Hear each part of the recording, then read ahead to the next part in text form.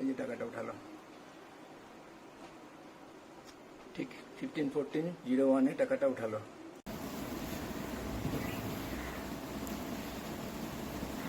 আমাদের দেশে কি একটাও সৎ ও সাহসী মানুষ নাই? এটা বলছি তার কারণ 2021 সাল থেকে প্রায় 3 বছর ধরে আমি সোশ্যাল মিডিয়াতে আমি এইসব ঘটনা প্রকাশ করছি। সিসিটিভি ফুটেজ, স্টেট ব্যাংকের কাউন্টার থেকে টাকা চুরি করছে, অনেক প্রমাণ দিচ্ছি, ভয়েস রেকর্ড দিচ্ছি কীভাবে আমার ওপর অত্যাচার করা হয়েছে। আজ পর্যন্ত একটা কেউ সাড়া দিল না। সারা দেশের মানুষ কেউ লাইক দিল, কেউ দুটা কমেন্ট করলো, সেগুলো কোনো ব্যাপার না, কিন্তু এই বিষয়টায় সাহায্য করার জন্য কেউ নেই। কত নেতা, মন্ত্রী, সমাজসেবক, সাংবাদিক, এই ধরনের নিজের ক্ষেত্রে প্রতিষ্ঠিত মানুষ কত রকমের কথা বলে, কত রকমের কাজ করে, ভ্রষ্টাচারিতার বিরুদ্ধে লড়াই করে। আমার এটা নিয়ে কেউ একটাও কথা বলছে না। অথচ আমার বিরুদ্ধে আমাকে চাকরি খেলো স্টেট ব্যাংকের আমার কাউন্টার থেকে চোর টাকা চুরি করায়, সেই চোরটাকে স্টেট ব্যাংক পুরো শক্তি নিয়ে বাঁচালো এবং আমাকে চাকরি ছাড়া করে দিল অত্যাচারে জর্জরিত করে। তাহলে আমি মারা যেতাম। 2.5 লক্ষ স্টেট ব্যাংক কর্মী তো তাদের সাহায্য করলো একটা অন্যায় কাজে, চোরের পক্ষে। এবং একজন ইনোসেন্ট স্টাফ যার কাউন্টার থেকে চোরটা টাকা চুরি করেছে, তার বিরুদ্ধে এত অন্যায় তারা করলো, সবাই একজোট বেঁধে। আমাকে সাহায্য করার মতো কেউ নাই। মানে অদ্ভুত বললেও কম বলা হয় আমাদের দেশ সম্পর্কে।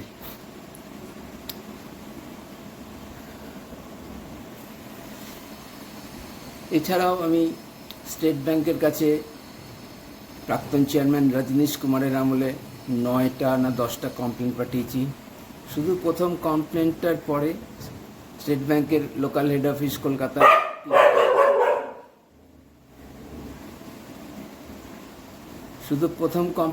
পরে 2019 সালের ফেব্রুয়ারি মাসের 21 তারিখে কমপ্লেনটা করেছিলাম। 20 তারিখে কলকাতার এলএইচও থেকে পিপিজি সেকশন থেকে একজন অফিসার ফোন করে যোগাযোগ করে আমাকে, তখন যে কমপ্লেনটা ছিল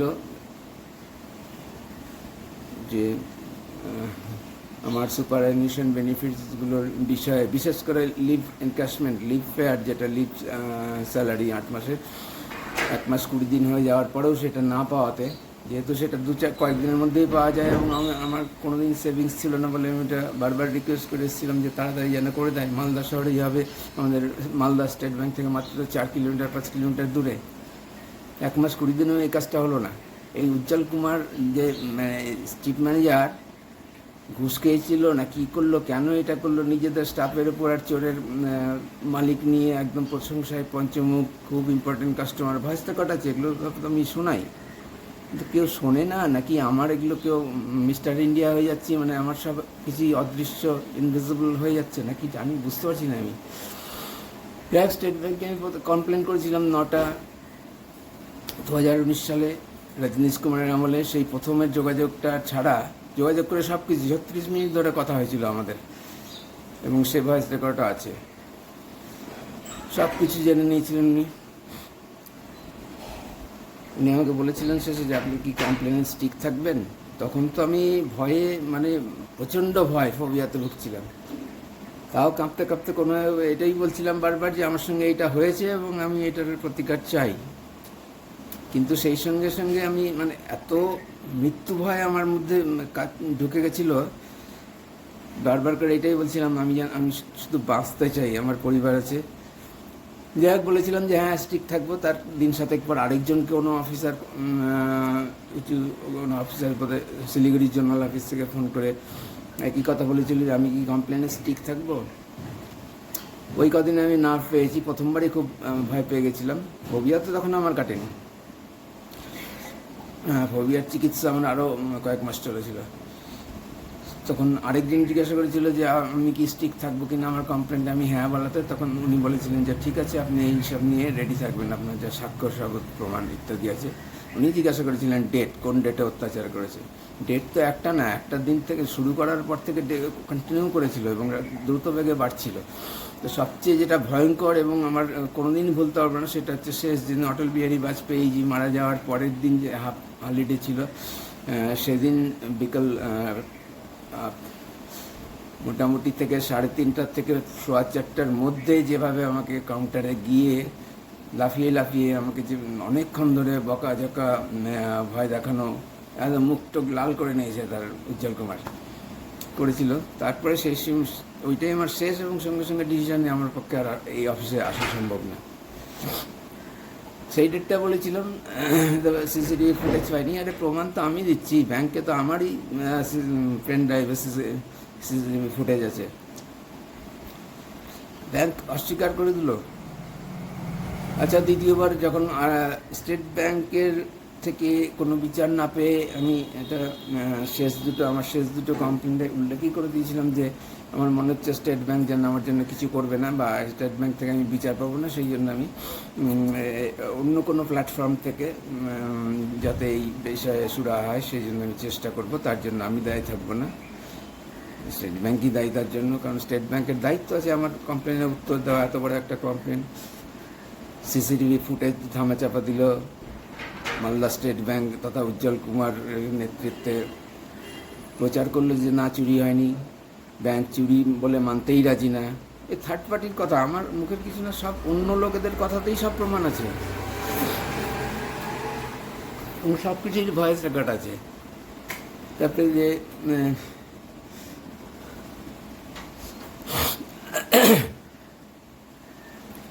তারপরে এই বিষ্ণু ঘোষ নামে যে খুব ইম্পর্টেন্ট কাস্টমার, ক্যাশকেড কাস্টমার, সে তো ব্যাংকের কাছেই চিত্তরঞ্জন মার্কেটের ব্যবসায়ী। সেই ব্যবসায়ী সমিতি আমাকে যে টাকাটা তুলে নিয়ে দেবে বলে প্রতিশ্রুতি দিয়েছিল, কারণ ব্যাপারটা কিছুই না, ও প্রতিষ্ঠিত মানুষ এবং তার সবাই বহু লোক চেনে এবং ব্যবসায়িক মহলেও তার যথেষ্ট প্রভাব আছে। সে আমাকে বহু আগে থেকে চেনে, বলেছেন আমি টাকাটা এনে দেবো উদ্ধার করে।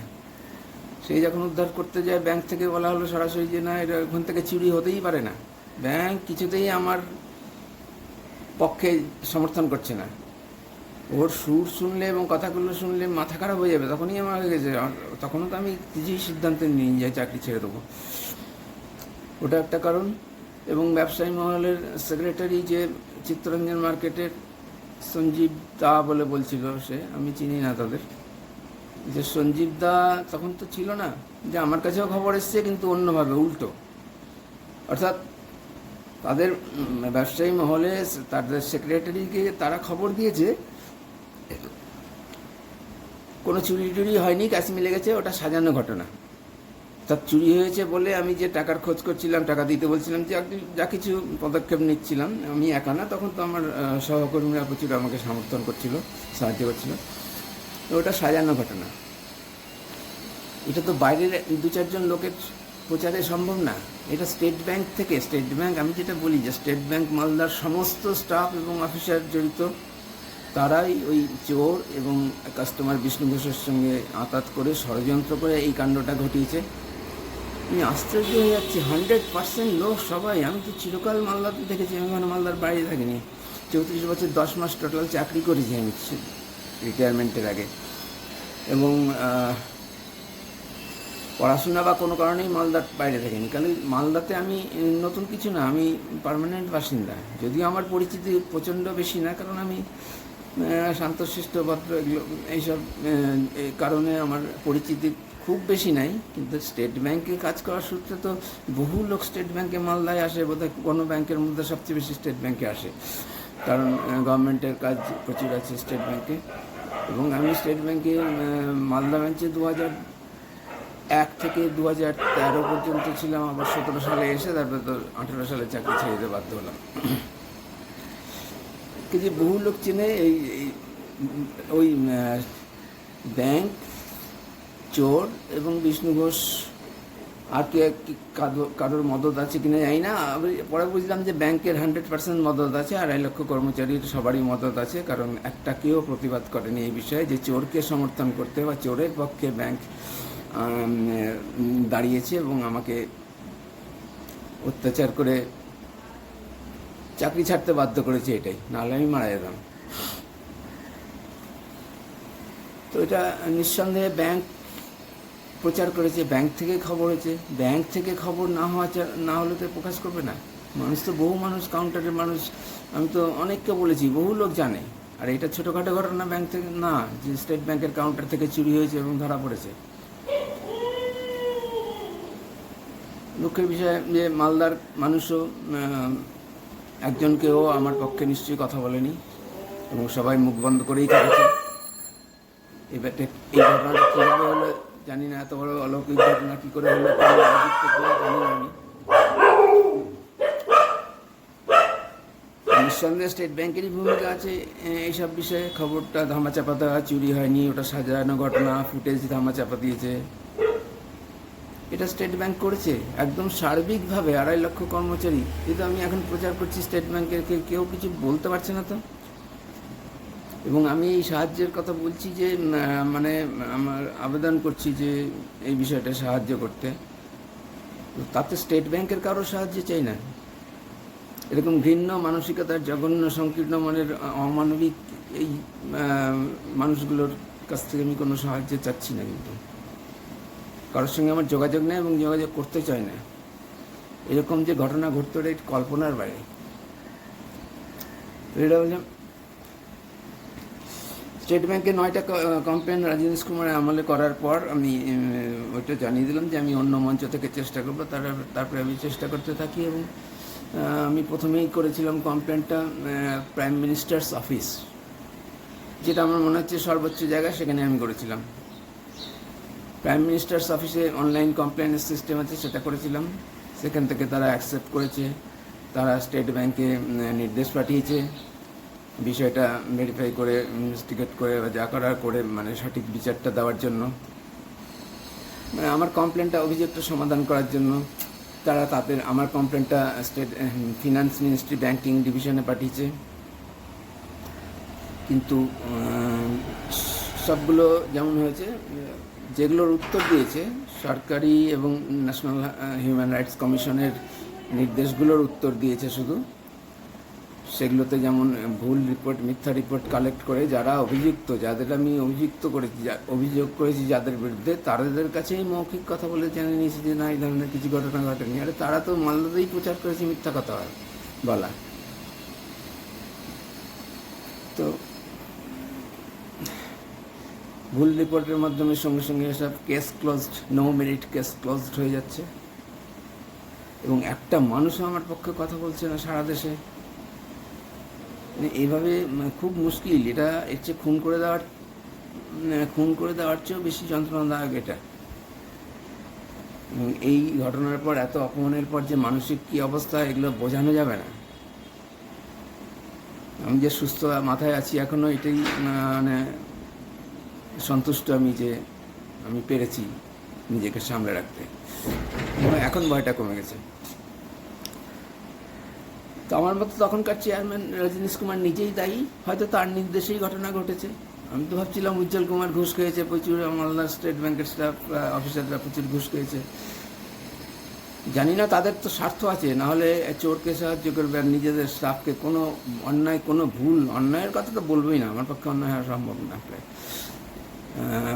জেনে শুনে ভুল করাটা অন্যায়, জেনে শুনে ভুল করা আমার পক্ষে সম্ভব না। ভুল করতে পারি, তো আমার কাছ থেকে কোনো ভুল হয়নি, তা সত্ত্বেও এইভাবে আমাকে চাকরি ছাড়তে হলো এবং সবাই সেই চোরের পক্ষের হয়ে, চোর ও ব্যাংকের যে তার পক্ষের হয়ে চুপ করে থাকলো, আমার এই বিরুদ্ধে প্রতিবাদ করলো না। এটা আশ্চর্য।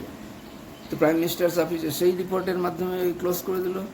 তারপরে ইন্টারনেটে সেন্ট্রাল গভর্নমেন্টের যে ওয়েবসাইটে যা আছে যে স্যাটিসফ্যাক্টরি রিড্রেসাল না হলে কোথায় করতে হবে রিভিউয়ের জন্য, সেই অনুযায়ী আমি পরপর করেছি। রিভিউয়ের জন্য প্রাইম মিনিস্টার্স অফিসে আবেদন করছিলাম, কিন্তু ওখানে যে নাম্বারটা দিয়ে উল্লেখ করতে হয় যে প্রথমবারের যে কেস নাম্বারটা, সেইটা কোনো নেওয়ানোর জায়গা নেই, অনলাইনে আর কোনো করার উপায় ছিল না। তাই জন্য আমি প্রাইম মিনিস্টার্স অফিসে এবং প্রধানমন্ত্রীকে ইমেলে যে ঘটনাটা জানিয়েছিলাম যে এটা আমার অ্যাড্রেস ঠিক মতো হয়নি, এটা ওরা করেনি, তদন্ত করেনি, আমার সঙ্গে যোগাযোগ করেনি। রিভিউয়ের আবেদন করেছিলাম এবং ফিনান্স মিনিস্ট্রি ব্যাংকিং ডিভিশনে আরেকটা আবেদন করেছিলাম নতুন করে পুরো ঘটনা বলে। তার প্রাইম মিনিস্টার্স অফিসের রেফারেন্সটাও দিয়েছিলাম যে ওইটারই রিভিউ আমি চাই। তার উত্তরও একই, খুব তাড়াতাড়ি, এরপর থেকে খুব তাড়াতাড়ি হয়ে যাচ্ছিল, নো মেরিট, কেস ক্লোজড, দুটো হলো। এরপরে আমি আবার তার পরবর্তী যে ধাপ ছিল যে স্যাটিসফ্যাক্টরি রিড্রেসাল না হলে যাকে করতে হবে, বা finance secretary, ministry of finance এ ধরনের ছিল, সেটা করেছি। একই উত্তর, খুব তাড়াতাড়ি, একদম ছাপা আছে, স্টেট ব্যাংক থেকে পাঠিয়ে দিচ্ছে আর অনলাইনে সেটা আপলোড করে দিচ্ছে, যেই কারণে কেস ক্লোজড। মজার কথা হচ্ছে সেন্ট্রাল গভর্নমেন্টের এত ক্ষমতাশালী, সবচেয়ে আমার মতে সবচেয়ে যেখানে পাওয়ার কেন্দ্রীভূত আছে প্রাইম মিনিস্টার্স অফিস, খুব স্বাভাবিক, প্রাইম মিনিস্টার আমাদের দেশের সর্বোচ্চ কর্তৃপক্ষ, সর্বোচ্চ ক্ষমতার অধিকারী, তাদের নির্দেশকে স্টেট ব্যাংক অবজ্ঞা করছে, এভাবে কোনো মান্যতাই দিচ্ছে না, পরোয়াই করছে না, এইটা আমার আশ্চর্য লাগলো। আর তাদের জন্য বলা আছে সেটা প্রাইম মিনিস্টার্স অফিসের প্রাইম মিনিস্টারের দৃষ্টি আকর্ষণ আমি করতে চাই, কিন্তু জানি না কীভাবে করবো, একটা মানুষেরও তো দৃষ্টি আকর্ষণ করতে পারলাম না 3 বছরে সারা দেশের। আমি চেষ্টা করছি, আমি আশায় আছি যে কোনো কেউ না কেউ আমাকে কারোর না কারোর মাধ্যমে আমি এটা একসময় আমার সলিউশনটা পাবো, বিচারটা পাবো। না পেলে তো এটা খুবই খারাপ হবে আমার পক্ষে এবং দেশের পক্ষে, একটা ইনস্ট্যান্স হয়ে থাকবে অবশ্যই স্টেট ব্যাংকের পক্ষে।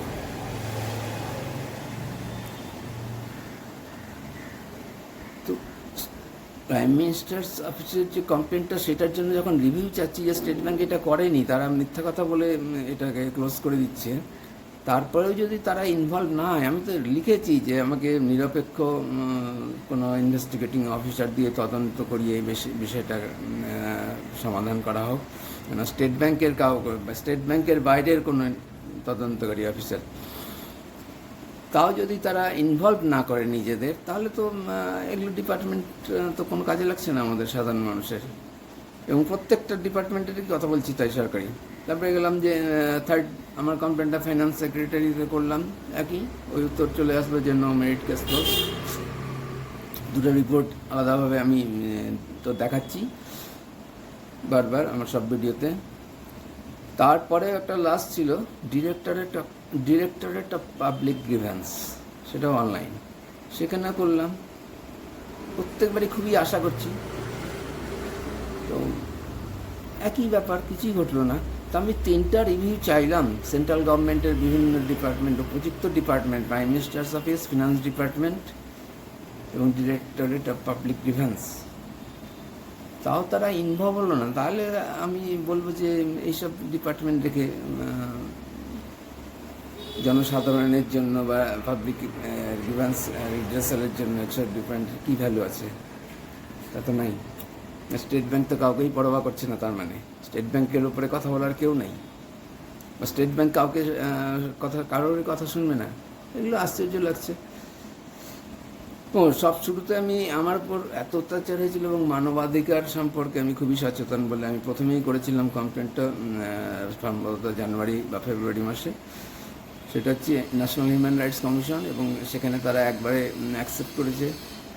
তারা একবারে কেন বলছি, ন্যাশনাল হিউম্যান রাইটস কমপ্লেন করার জন্য প্রথমে জেলা লেভেল, ডিস্ট্রিক্ট লেভেলে করতে হয়, তারপরে স্টেট লেভেলে করতে হয়, তারপরে যদি প্রয়োজন পড়ে তাহলে সেন্ট্রালি যে ন্যাশনাল লেভেলে করতে হয়। আমি প্রথমেই ওখানে করেছি এবং তারা মেরিট আছে বলেই, আমার কেসের কমপ্লেনের মেরিট আছে বলেই না সেখানে অ্যাকসেপ্ট করেছে, এবং তারা অ্যাকনোলেজ করেছে, কেস নাম্বার দিয়েছে, কমিশনে উঠেছে, কমিশন থেকে আমাকে চিঠি দিয়েছে, কমিশন থেকে স্টেট ব্যাংকের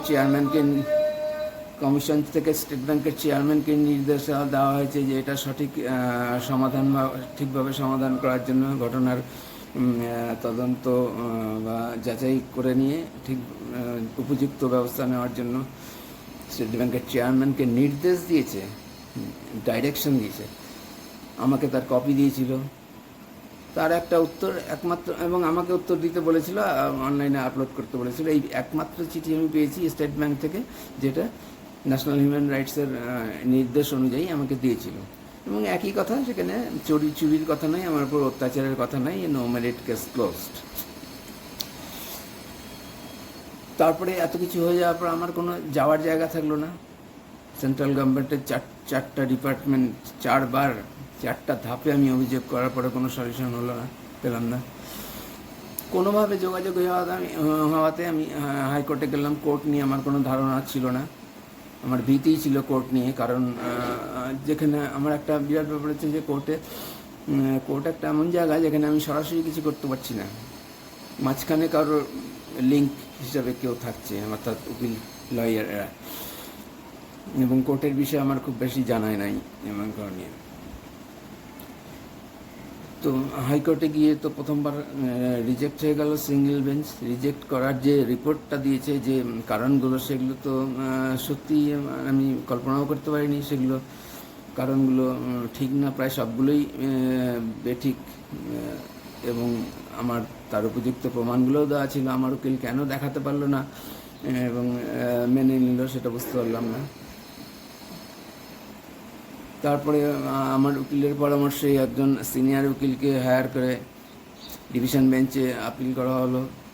সেটা নাকি অ্যাকসেপ্ট হয়েছিল, প্রচুর চার্জ, অকল্পনীয়।